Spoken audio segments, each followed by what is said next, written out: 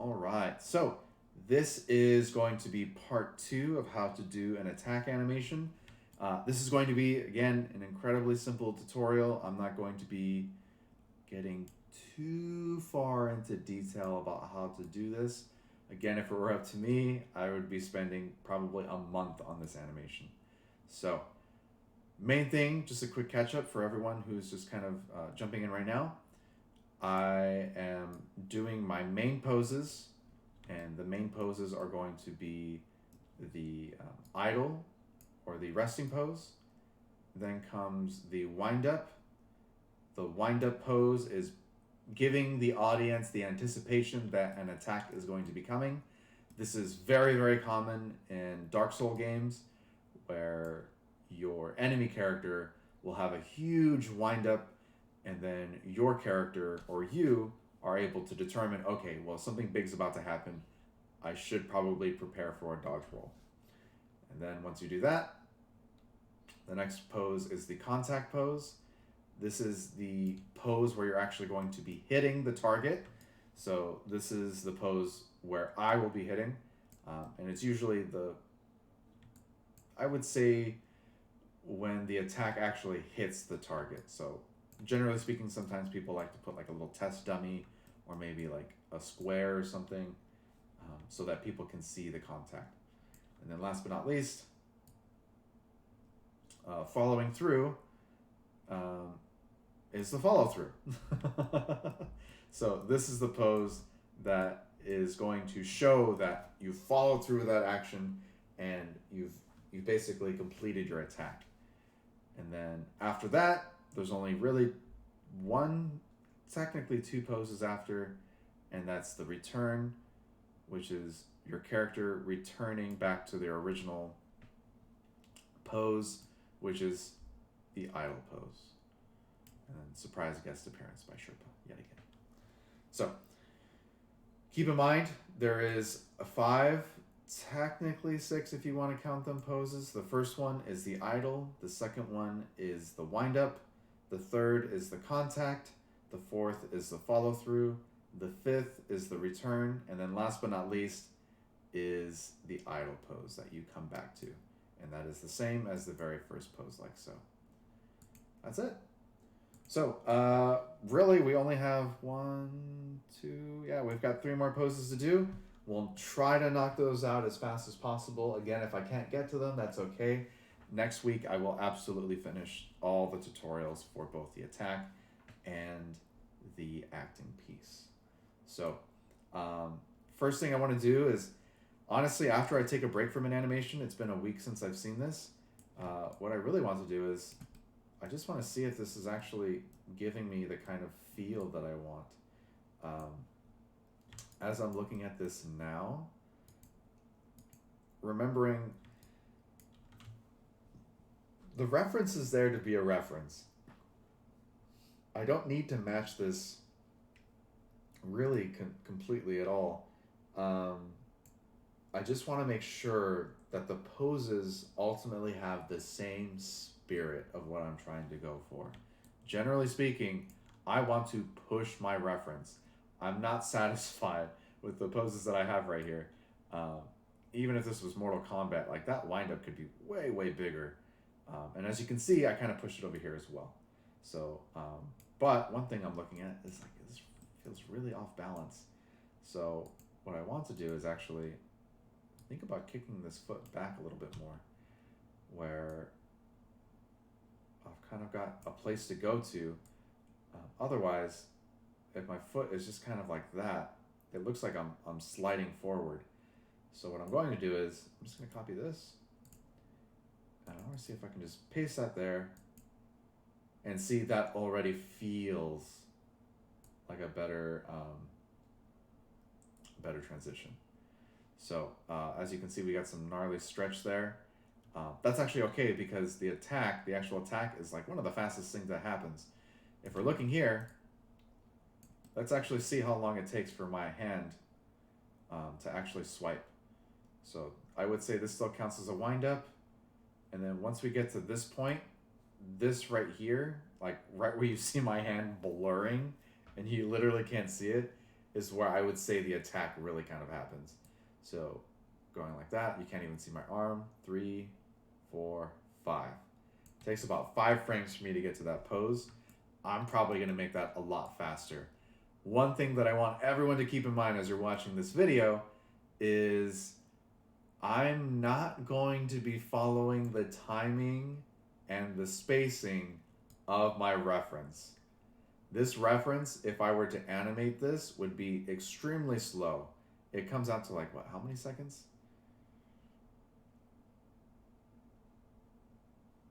Yeah, literally almost 100 frames. That's, I want to say, that's over 4 seconds. That's ridiculous.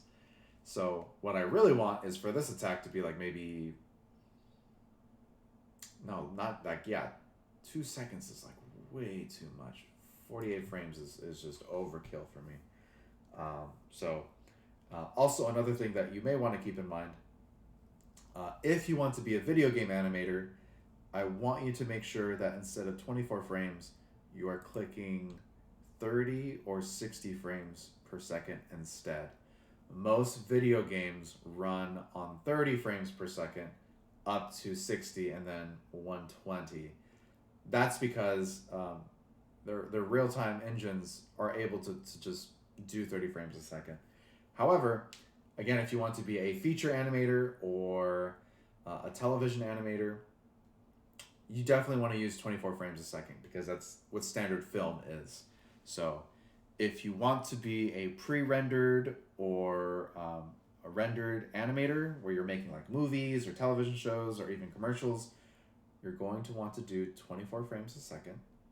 If you want to become a video game animator, I highly recommend working at 30 or even 60 frames per second because that's the frame rate that they use in video games. I'm not going to be doing that here. I'm just going to be doing like a quick run-of-the-mill kind of attack animation. But again, if I were doing like a real attack animation for a video game, I would be doing this at 30 frames a second. So, and again, the reason I'm not doing that is because this film right here is not at 30 frames a second. It's at 24. So also make sure that your reference matches the frame rate that you're trying to use. Otherwise, you're going to have a really weird in-between frames. Okay. So, now that I've pushed that a little bit more, I actually kind of want to make this even more aggressive looking. So to do that, I kind of just want more square angles actually. So something to keep in mind, simple shape theory for my illustrators out there. A square feeling makes it seem more grounded and also more stern. Things that are squares tend to be, I guess, more structured. So the eye sees a square and immediately thinks, oh, I think structure. I think almost kind of like a curmudgeon. And Pixar is a great example of this. If you look at the old man from Up, he is a very squared person. He is quite literally a square. Same thing with anger. If you're watching, oh shoot, I forgot the name of the movie. Don't crucify me. But the one about emotions, that movie. If you look at anger, anger is quite literally a square as well. And if you look at sadness and joy, both of them are more rounded characters. Having more roundness kind of makes the character feel a little bit more goofy, more lively, more bubbly, and softer. So if you look here, like his face, if that was a square, would look a lot more stern. And you can see even the triangular shape of the nose kind of makes him more nefarious. Triangles are sharper and kind of remind us of a point and therefore more dangerous. So as you can see, the addition of the horns, spiky nails, even the feet kind of, if you look at them, or really turning in kind of to a point, even on the nails as well. So that kind of gives you the impression of danger. So this is really the perfect balance of like a really squared kind of character where they're kind of boxy looking, But they've also got some points to make them a little bit more dangerous. And of course, the roundness makes them look like a goofball. So it is really, really a good balance of shapes right here. So with that said, you can still use that for the silhouette. And one of my favorite things to do for silhouettes is if I can't read something really well, what I'll actually do is I'll turn off all the lights in the scene. That way I only see the silhouette. So right here is where I'm going to hide my reference really quick. And I'm going to hide the controller so I'm not distracted by them. So let's go to view. I'm going to hide my controllers. Sorry, I'm going to show nerve curves like so. And then let's get rid of that. Motion trail too. Okay, so if I'm looking at this silhouette right now, and what I really want to do is make sure that I'm in the game camera more than anything. So let's see if I can pull out that camera really quick. Render cam, perfect. So I want to look through.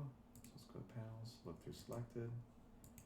Awesome. This is really the one that I want to look through. So I'm going to turn that off. And this looks like an okay silhouette. Honestly, the tail is distracting me. However, I think I've mentioned earlier in the tutorial, I'm not going to be animating this tail right now because it just takes too long. But if I were really to take that in consideration, what I would want to do is make sure that the tail is strong here in the silhouette as well. So to do that, I'd probably do something like this, where now I've kind of got these really nice looking shapes and this curve going here. And if I really wanted to, I would kind of like push that up a little bit more and make it a little bit more interesting and kind of really jet that back to give me the sensation of the motion of an action. So don't be afraid to kind of push things a little bit more. One thing I am seeing, however, though, is I've got this gnarly looking tangent here. I'm getting way too close to this point right here. So to combat that, I'm just going to do that. So you get a little bit more space. Perfect. And that feels pretty good to me. Again, I don't want to get too into the tail. I'm actually going to like reset it so it's zeroed out. But I want you to see what I would be doing to kind of make this more interesting, to kind of give some more energy to this this action right here. And the one thing I absolutely want to do is make the character feel more like they are really prepared to attack. And just by jetting them back like that, that reads like a much stronger silhouette. If I'm looking at this pose here, I really feel like this character is ready to wind up. And even down here as well, I can feel that the character is like really anticipating an attack. To push that even further, I want this arm up even more. So I get a better flow of energy coming through this character. And so really that's ultimately what I want. I've got this nice line of action here. Let me get a grease pencil in. I've got this nice line of action. And I've got a nice flow of energy coming through the upper arms as well. And even here on the hips, it's not perfectly symmetrical. I've got a little bit more energy leaning into this foot right here. So, something to keep in mind. If I were going in and I had all my poses for my block out, what I would do is try to go frame by frame. Or I'm sorry, keyframe by keyframe. And try to push the poses as much as I could. So let's just see something really quick. Looks like I goofed a little bit. And let's see what I did. It looks like I may have animated on another frame. But that's actually totally easy to fix. Like, oh no, I've accidentally created this frame where it's not supposed to. I'm just going to cut that, go to the frame where I want it, and paste it. fixed. Easy fix. So keep that in mind. If you accidentally animate on the wrong frame, that's a totally easy fix. No probs. You can literally just copy. I'll just show you again really quick what I did. Oh no, I meant to animate on frame 26. Well, that's okay. I'm just literally going to cut this and paste on frame 26, like so. All right, next thing I want to do is check out this silhouette. This one feels really stiff. So to make this more visually interesting, I'm going to select this. I'm going to jet that down a little bit. Actually, I'm going to keep that there. I'm going to kick the hip back. And that's kind of making my character feel like they're ready for action a little bit more.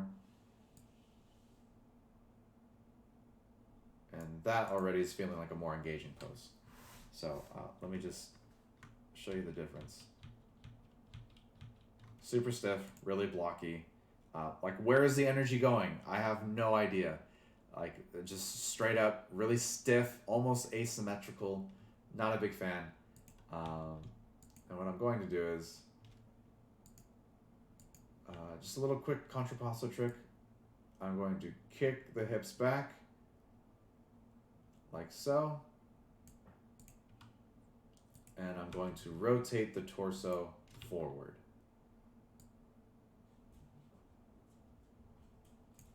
And already that's giving me more energy. So we kind of got a very slight implied line of action there. The energy of these hands are looking pretty good. Silhouette is strong. You can tell that this is a character. But the next thing I want to do is I want to fix his head. He should be looking directly at the target he's going to attack. And that looks like a more solid way of implying energy. And let's see if I can push this up just a bit more. Yeah, I'm going to push this up just a bit more so you can see more of the ridge and the shapes right there. Okay, so from the silhouette, you're like, I don't know what the hell this is, but it definitely looks like a creature that's ready to attack. This right here, I'd probably push a little bit more if I could, but I don't think I'm going to be able to. Yeah, it's just this chin, the silhouette, the way it's reading. If I really wanted to fix that, what I would probably do is kick that up or even down. Let's just see. Yeah, it's going to be almost impossible to fix. But that's okay. It's probably the cloak that I really want to fix, though. You know what? I'm going to do it anyway. Screw it. I'm going to fix the silhouette. So what I'm going to do is, let's just go here. Go to perspective view. Again, I like working from 3 pane views. I think I showed that in the last video, but it's super simple. All you need to do is right click here and then click on 3 panes, split left. And that'll give you this view. This is the view that I prefer to work from. However, do you know what? You do whatever works. First thing I'm gonna do though is fix this. So cool thing is I can actually go in and just kind of change it. So let's see. I'm gonna turn on the cape control, which I think is on the head. Yeah, it is. It's so funny. I don't know why that is, but it is. And let's just see if I can drop this down or move this over to kind of support my silhouette a little bit more. There you go. See, that makes a huge difference. Oh my gosh. So look at this. Like, if you're looking at the silhouette, it kind of reads like a giant rat nose. Like, if you didn't know any better, I would say this was like a rat creature. Kind of looks like one. But super simple to fix. All I need to do is just kind of rotate this down a little bit. And now it's reading more like a goblin creature. Still kind of looks a little bit like a rat, but moving this down definitely helped. So to make the shape even nicer, I'm going to go down this line. I'm going to rotate. So instead of giving like a weird jagged line, we're kind of doing this instead. And already that's looking better on this character as well. Okay, and you know what? I'm actually not satisfied with that. Let me alter it just a little bit more.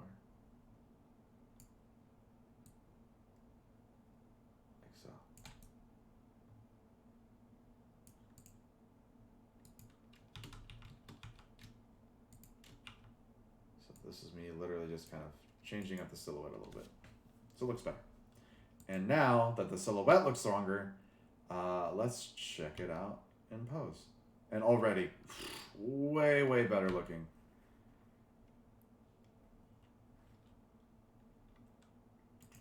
Next thing I want to do is actually want to fix this a little bit. This arm is looking a little silly.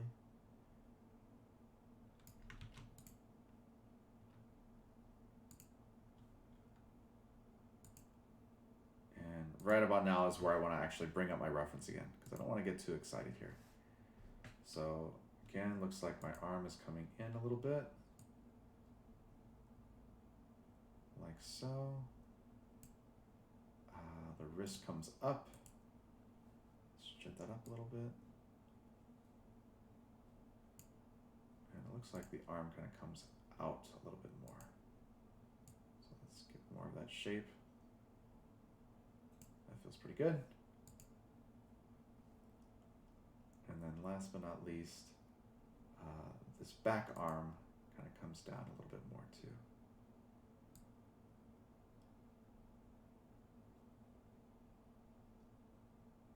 If I really want to, I can get this character to look like they're about to perform an action.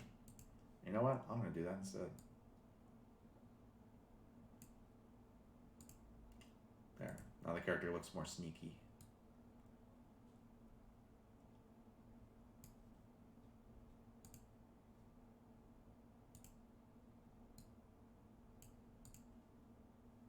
And then what I really want to do is kind of jet this character down a little bit.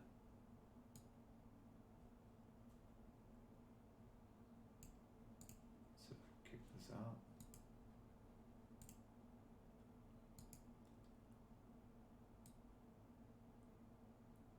A little bit more balanced. And that's feeling better. All right, so that's a much stronger pose. As you can see, I've definitely pushed it a little bit more for my reference. That's okay though, as long as it feels better.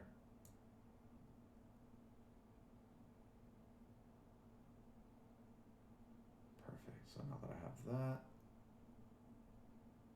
okay, as you can see, we've got that same thing happening where I'm, oh no, I've accidentally animated in the wrong frame. Totally fine, that's okay. I'm just gonna copy or cut. Paste here. That's good. Tail, totally off on the tail, but that's okay. Just select these,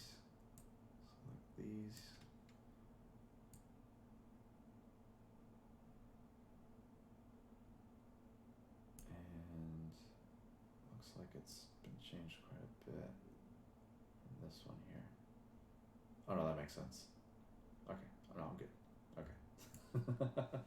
Sorry, I thought I accidentally animated it when I didn't mean to. All right, so that is good. Next thing I want to do is this pose right here is looking like a cheese ball of a pose. So what I want to do is really make this feel like the character is about ready to attack. And it looks like he is, but I'm not really convinced, especially looking at this pose right here. The line of action is actually having the character lean in a little bit more. So what I want to do is do that. Have the character lean in a little bit more and really feel like they're about to attack a specific person instead of just like a thing. So I'm going to lean this character forward a little bit. So it looks like the character is ready to attack. And then I'm going to lean him down a little bit more so you really feel the kind of squish. And this character really, really has their arm kind of jetting down more. So let me do that.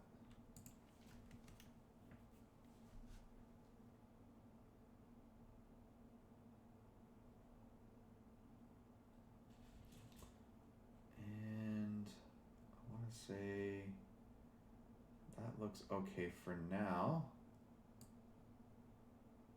Again, I did the same thing. Okay, so let's character in the right spot, right frames and everything. Let me just select all these keys right here. Yeah, I'm getting too excited. Need to cut this, paste that here.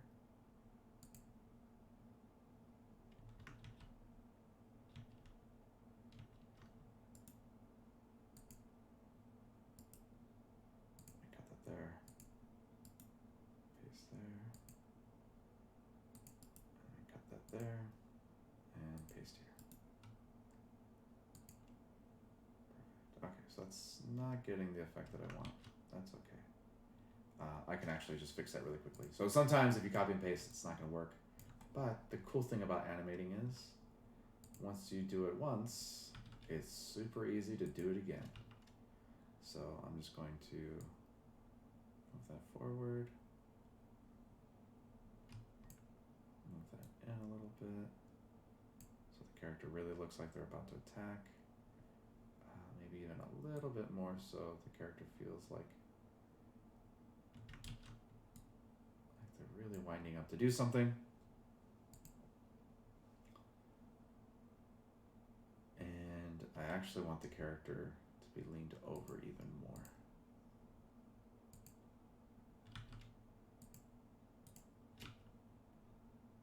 Like so.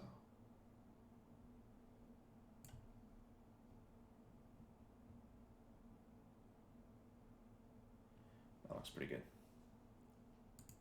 All right. Hand kind of matches a little bit. Maybe want to lift that up a little bit more.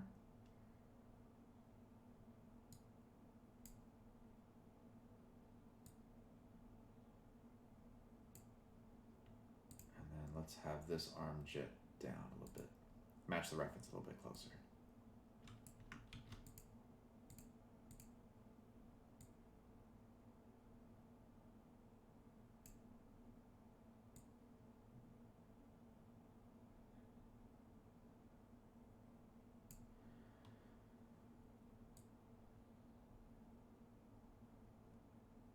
I really want it to be able to see the wrist.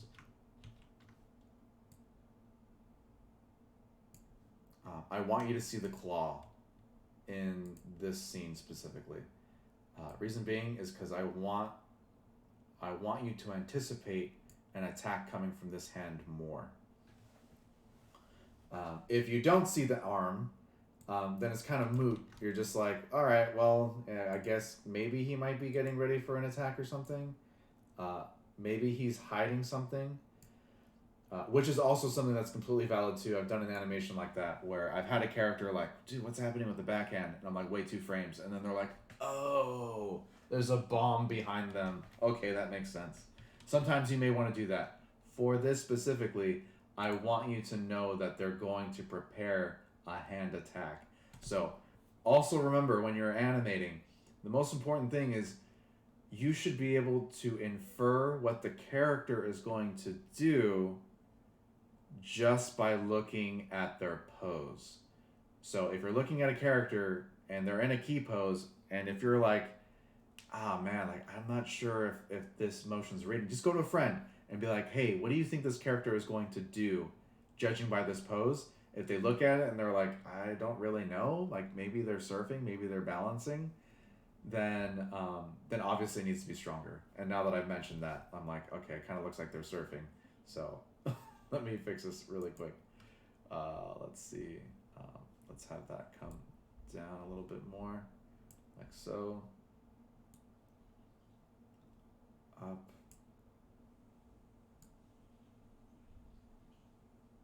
Like that. And then later, not now, I'm going to fix those hands to kind of get more of a cusp so it doesn't look like I'm pointing in a particular direction like I am surfing. Because if we were being honest, this looks like the character's surfing right now. So to better support the silhouette, I'm going to change that hand so it doesn't look like they're kind of arcing it to go in a particular direction. I want to cusp the hand so you know that I'm trying to dig at something. And definitely the same with this one too. Definitely want to kind of claw that hand together So you know I'm not trying to serve. I'm preparing my hand for an attack. So now that we've got that pose, let's just quickly look at it again really quick. So that is a stronger pose. That is a much stronger pose. And the next strong pose that I want to hit is the actual contact.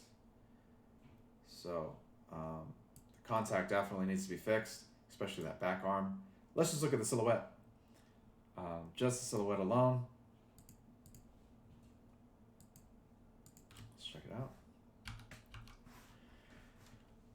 Okay, so this is confusing as hell. If I were to critique this silhouette looking at it now, first thing I would say is like, okay, well, what is the character doing? Obviously, the character's kind of lunged forward, but I'm not entirely sure why. The hand's just kind of there to be there. This hand is really confusing. Really, I mean, the character looks like they're jetting forward, but it's kind of hard to infer what the character is trying to do. So let's look at the reference, and let's put this back on. Okay, so as you can see from my reference, the character, or I'm sorry, not the character, me, I am leaning in, and what I'm trying to do is imply that an attack has been made. But if you're looking here, it looks like my arm is already fully extended, and that's absolutely not the case with my arm here. So rather than me go through the motions of trying to like redo this and clean it, I'm just gonna zero that out. Sometimes that's what I like to do, is rather than me like, okay, like what angle am I at? What angle should be? Blah, blah, blah, blah, blah. I'll literally just have the arm out like so, keeping it zeroed out, and then I'll just do it from scratch. And then first thing I want to do is, again, if I'm trying to hit a pose for the first time, is I'll actually literally try to hit that pose that I have in my reference. And then from there, I'll further change and distort it a bit. So if I'm going in for a scratch, I definitely don't want my arm to be flat. I want it to be sided a little bit so I can get that motion in. So what I want to do is now rotate this downwards, like so.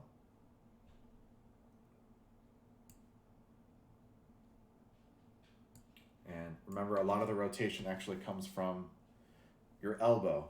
So what I absolutely don't want anyone to try to do is doing too much rotation on the hand. Also, okay, let's do some anatomy. I know I promised I would teach you a little bit. So at the very least, what I want you to do is, I want you to put your arm right in front of you if you're watching right now. So put your arm right in front of you, stretch it out as far as you can. And what I want you to do is, I want you to try to rotate your arm using only your shoulder from there. I want you to start to notice and understand your rotations a little bit more. So as you can tell, you can't really rotate your arm with just your shoulder from this angle right here. What I want you to do now is, I want you to turn your palm up, and what's happening is you have this really awesome articulator on your forearm called the ulna and the radius. The ulna and the radius is literally what allows you to turn your forearm up and down. And you can actually feel this happening if you were to put your palm up, put some pressure right in the middle of your forearm, and then I want you to see the rotation that's happening. When you try to rotate, you're actually going to stop your, I believe, I think it's the radius. You're stopping your radius from moving, and you can actually kind of stop your your forearm from rotating. Now what I want you to do is go back to the same position earlier, stretch out your arm, and what I want you to do now is put your arm out to the side where you're almost making a T pose. And now what I want you to do is try to do the same thing with your elbow, where you're trying to rotate your arm with the elbow. You can do the same thing. Now I want you to try to do it with your shoulder. So you have some articulation on the shoulder, but it's probably about, I want to say like not 45, but like maybe like 35 of the ability to rotate. So now that we're actually doing that, I'm looking at this now and thinking, okay, maybe I've rotated this too much. So what I can do is rotate it a little bit like so. I feel like that's an appropriate way to articulate it. And now that I've gotten that rotation in, and I've actually like hand tested the body, what I want to do is try to rotate the ulna instead, or the radius. So let's check that out and give that an attempt. Again, the reason why I remember why I prefer not to rotate it on that axis is because this happens. You start getting that weird kind of rotation and pop. And that's something I definitely want to try to avoid. So I'm going to attempt this again. Yeah, see, I don't know why it does stuff like that. It's so weird. So, okay, in that case, then yeah, I'm going to, okay, I remember now for this specific rig. Sometimes the rig's not going to let you do that. More often than not, the rig is actually going to break here.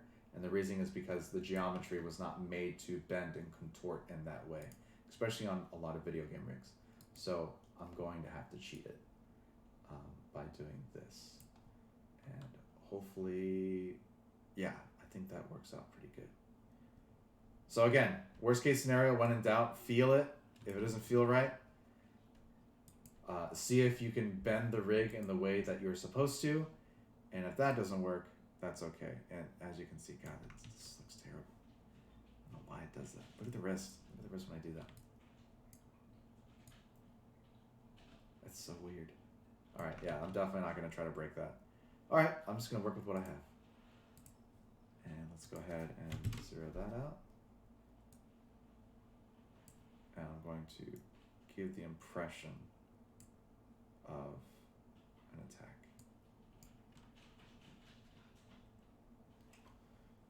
And even here, as you can see in the blur, I kind of got this gnarly rotation here that I'm going to try to hit as well. Or I'm almost in like that. So to do that, let's go to the side view. And I'm going to manipulate this from the side view. So let's rotate this in a little bit. And I'm going to rotate this down a bit. And then I'm just going to jet this down, like so.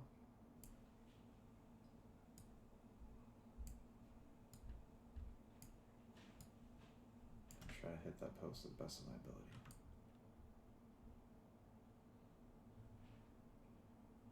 Also remember, take advantage of the left views and the side views. This is going to help immensely. So let me actually turn off the body and the controllers. So I'm definitely getting this kind of, this is the energy I want to hit, the line of action that I want to hit.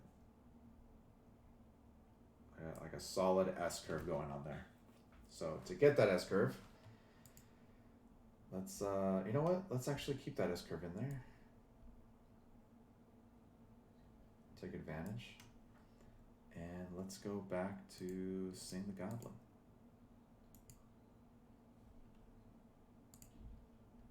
Okay, so I've kind of got an S curve in there, but if I really wanted to push this even further, what I would want to do is get this and just kind of shut that down a little bit, like so.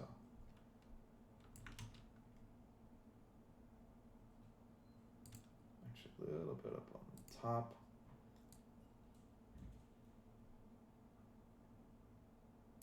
That feels better. Much, much better. And as you can see, I pushed a little bit further. That's actually where I want to keep it. So let's keep that like so. One thing I want to focus on, the feet and the hips. Do not forget that. That is actually the most important thing that I should be doing right now, because if the hips are wrong, I'm going to have to change all of the stuff here on the hands. So let's focus on that really quick. Now, some people might be inclined to rotate the foot like so. You could do that if you wanted to. However, that's probably going to break it. Yeah, that's not looking good. So what I'm going to do is I'm going to use a controller that is already on the foot. Wherever possible, if the rig is stable enough, I will try to use the controllers that are already on the foot right here. Before I do that, I'm going to save my scene, because I always like to save it just to be safe. Let's make this attack iteration number 3. It should be on ASCII, if I'm correct. Let's see if it lets me save on ASCII. Is this even in the right place? Let me save ASCII. Oh, it does. Cool. Perfect. Awesome. So now that that's saved, I can do whatever the hell I want and not have to worry about like, oh no, I broke the rig. That's okay, because worst case scenario, I can go back to my earlier iteration. So first thing I want to do is let's figure this out. Let me see. I might be able to click on that, not that. So it is going to be on the foot control. And I'm just going to mess around with this. Let's see what happens. Like, I don't need that. That's a cool foot and toe controller. Let's see if I need that. Nope, don't need that. How about this one? Nope, I want rotation. Perfect. This is the one that I want. And the reason why I want to try to do it from here is because if I have this character animated from the foot controller, then I am going to probably have to hand key the foot so it does not slide back and forth. If I do it on the foot controller, then I know that I'm rotating from the axis that the rigger intended. And that's way, way easier to demonstrate. Actually, yeah, let me just show you what that looks like. So let me again save. I'm already saved. Oh, awesome. Let me just show you what that looks like. So from here to here, I just want you to see what it'll look like. So let's go here. Let's get that rotation. So it's smooth, buttery smooth actually. Congratulations, dude, who rigged this? Amazing job. So it rotates super, super smooth. And let's just see what would happen if I did something else other than that. So let's say I selected the foot, and instead of allowing it to rotate from here, let's zero that out. Let's just see what happens if I were to rotate it like so from here.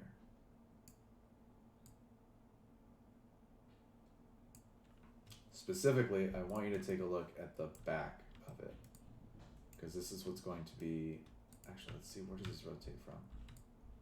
Okay, so yeah, it looks like it rotates from there. Let's see if that works.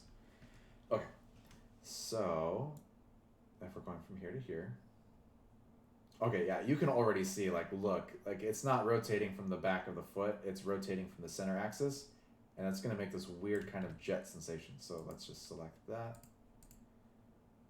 Go back here. I just want these two. Perfect. Okay, so now when I play this, it's not rotating from the back right here, it's rotating at the swivel right here. So luckily, the person who rigged this had the foresight to be like, okay, I should probably make a controller for this. Not that that's wrong, not that that's bad, but if I really had to, what I would have to do is go in and try to push it up a little bit more, like so. That way it doesn't look like it's swiveling so much. And that just takes more work than I'm willing to deal with. So rather than deal with that, I'm just going to go back to flat, stepped, and rather than animate that, let me cut that. I'm just going to rotate it from here. Like so. Make it way easier on myself. Now, if the foot moves, I obviously have to move this knee because you're going to get that twisty bit. So to avoid that twisty bit, remember, your knee should be in the same direction as your foot, wherever possible. So let me just do that. That knee is looking much, much better. That looks like a better, stronger pose. However, look, you can see this actually feels really broken. But look, we have this awesome controller that allows us to rotate the foot forward, like so.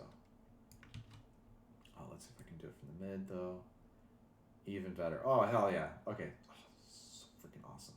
Sorry, I'm excited. All right, see. So, oh man, the freaking toes look awesome. Like, oh, freaking love this rig. This is such a good rig. Super successful. I love it. Okay, so now that we have that, actually, I wonder, is there toe controllers? Can I separate the toes? I wonder. I'm getting too excited. I'm expecting too much. I need to calm down. All right, so now that we have that, we have a much stronger pose. The feet are looking better. Let's see how the torso is looking. Torso looks okay. Let me look at the front here. So this is looking really, really tight up on the shoulders.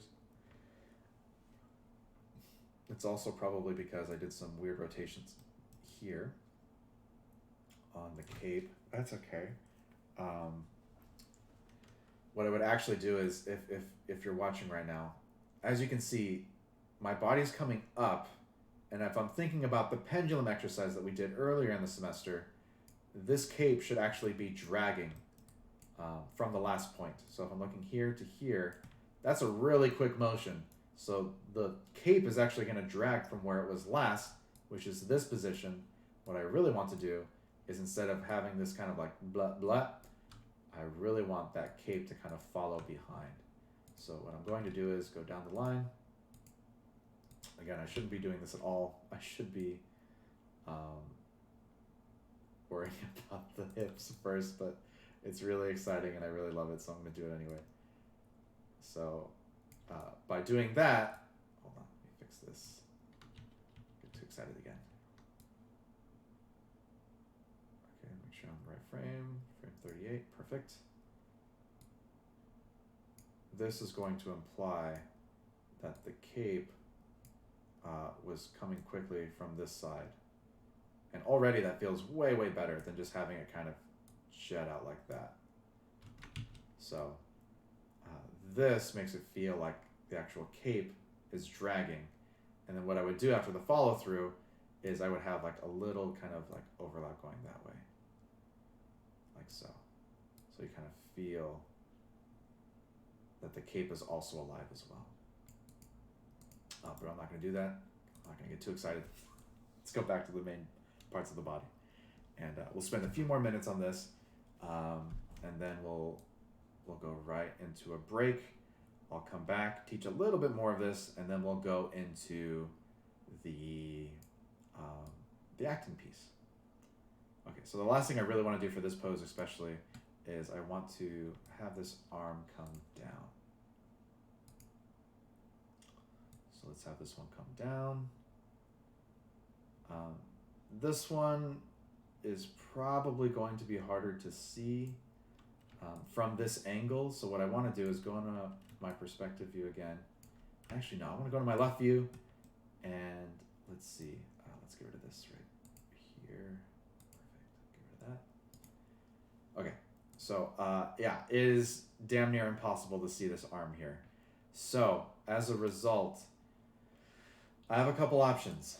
Option number one is I can cheat this. If I was making an actual video game animation, I wouldn't care so much because really you want to make sure that your character looks good from all angles. However, if I'm working from a camera, I want you to be able to see the actions as clear as possible. So what I'm going to do is go into my perspective view. I'm going to try to hit this pose right here to the best of my ability. The one right behind. So what I'm going to do is zero this out really quick, make it easy on myself. Perfect. So now that this has been zeroed out, I don't have to worry about like kind of weird keyframes and stuff happening. That looks okay. Cut that down a little bit more.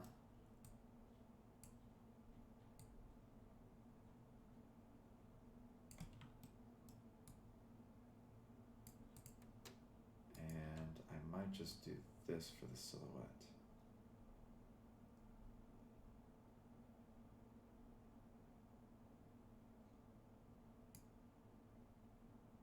And then when the follow through happens, then I can really twist this body back and you can see the hand come back. So that might be an option. To be honest, I don't think that's gonna work. I don't think it's gonna work. However, you know, you never know. I might just test it out. And honestly, like it's obviously not gonna work if I'm looking at this right now. Reason being is because this is coming up and then it just kind of breaks all of a sudden. If I really wanted this to be close, what I would want to do is come here, and I want the distance to try to be as close as possible from the last one. So it's super easy for the eye to follow what's happening to that back arm. So keep that in mind, timing and spacing. The spacing was so off for the last pose. If I did this, that might just work. I don't think it's gonna work. In a perfect world, I might actually just hide that back arm, but that's okay to do as well. So let's call that there for now. This will be the first part of this demo. Let's take a 15-minute break, and then we'll come back at 12. We'll have our hour break, and then I'll do the next tutorial, the acting piece. So take a quick 15, everyone. I'll see you back at 11:15, and we'll go back for the third part of this. I don't think we're gonna finish in time. That's okay though. Worst case scenario, we're definitely gonna finish this next week. So I'll see you all at 11:15 and for the third portion of this video.